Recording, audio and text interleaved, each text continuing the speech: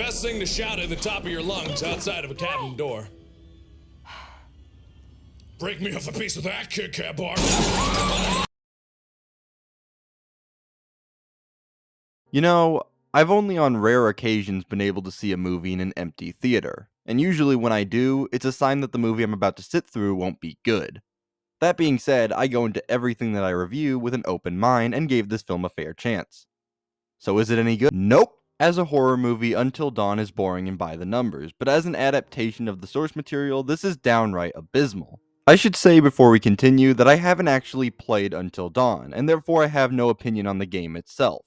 That being said, I have seen a Let's Play of it, however, and even someone like me with very little knowledge of the source material can tell that this movie isn't even remotely attempting to be a faithful adaptation. Which, spoiler, is probably because this movie is a prequel to the game and has nothing to do with it aside from the ending. Then why did they call it Until Dawn? I'll tell you why. Money. Sony had a script for an original horror movie not based on any existing IP and thought, what property could I shamelessly attach this to? And that's how we got to this point. So, let's just do it already. This is Until Dawn. The story follows a group of friends who arrive at a visitor center in the middle of the woods to search for answers to the disappearance of our main character's sister, Clover. When the group gets killed and the night resets, they realize that they're stuck in a time loop, and the only way to break it is to survive until dawn. Let's start with how this movie is as a horror movie, ignoring all connections to the game. Is this at the very least a good horror movie? No. It's been said before that jump scares are the fart jokes of horror, and if that's the case, then the people who made this movie are desperately trying to get hired by Illumination. This film throws so many jump scares at you so quickly that you start to become numb to it. Another aspect of this movie is that whenever a new loop is started, the group has to survive a different genre of horror, such as slasher, found footage, and body horror, which is a fine idea on paper, but overall just ends up making the film feel directionless. Like I said before, this movie doesn't even work as an adaptation of the game.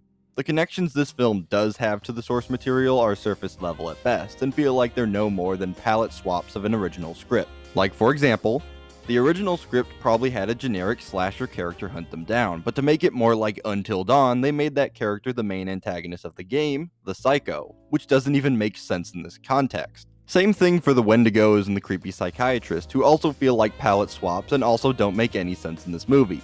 In the game, the Psycho and the Psychiatrist were extremely linked together, and it worked because both characters served a purpose and were there for a specific reason in that narrative, but here everything is just so disconnected. But the biggest slap in the face has to be the ending, which teases a sequel in a snowy cabin in the mountains. Yep, it's the old, we know we messed up with this movie, but don't worry, next time we'll make the movie you actually wanted to see trick.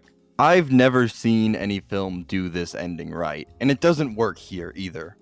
Just one last insult to cap off the movie. In summary, Until Dawn really should have just been an original horror flick.